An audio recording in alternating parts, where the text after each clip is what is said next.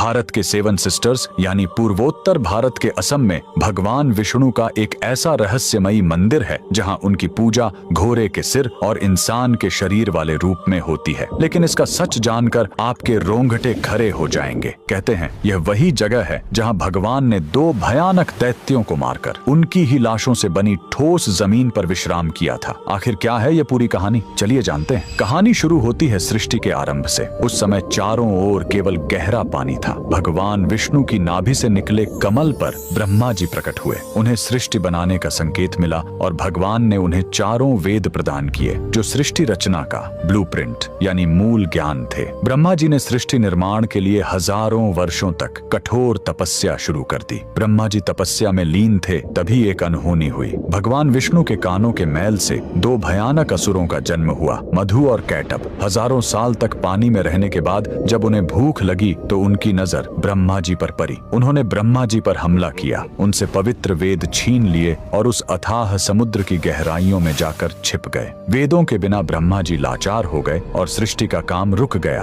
ब्रह्मा जी घबराकर विष्णु जी की शरण में गए, लेकिन समस्या बहुत बड़ी थी। मधु और कैटभ ने तपस्या करके देवी महाशक्ति से इच्छा मृत्यु का वरदान पा लिया था, यानी वे अपनी मर्जी के बिना मर नहीं सकते थे। तब वेदों को वापस लाने के लिए विष्णु जी ने हयग्रीव अवतार लिया। उन्होंने घोड़े का सिर इसलिए चुना ताकि उसकी तीक्ष्ण बुद्धि और सूंघने की शक्ति से वे समुद्र के उस घने अंधेरे में भी वेदों को खोज सके। भगवान हयग्रीव पानी के भीतर गए और असुरों से हजारों साल तक युद्ध किया, लेकिन वरदान के कारण वे मर ही नहीं रहे थे। अंत में भगवान ने अपनी माया से उन्हें मोहित किया और पूछा कि तुम्हारी मृत्यु कैसे होगी। असुरों ने अहंकार में शर्त रखी, हमें वहां मारो जहां पानी न हो, एकदम सूखी जगह। पूरी दुनिया में तो पानी ही पानी था। तब भगवान ने अपना विराट रूप धारण किया, अपनी विशाल जांघों को पानी से ऊपर उठाया और कहा, मेरी जांघें सूखी हैं, और वहीं उन दोनों का वध कर दिया। मरने के बाद उन विशालकाय दैत्यों के शरीर से जो भारी मेद यानी चर्बी निकली वो जम गई और उसी से यह ठोस धरती बनी। इसीलिए पृथ्वी को मेदिनी कहते हैं। युद्ध के बाद थके हुए भगवान हयग्रीव ने इसी नई बनी जमीन पर असम के मणिकूट पर्वत पर विश्राम किया। उन्होंने वेद ब्रह्मा जी को लौटाए और ज्ञान की पुनः स्थापना की। इसीलिए हयग्रीव भगवान को आज भी बुद्धि और तर्क का देवता माना जाता है। कमेंट में जय श्री हरि जरूर लिखें।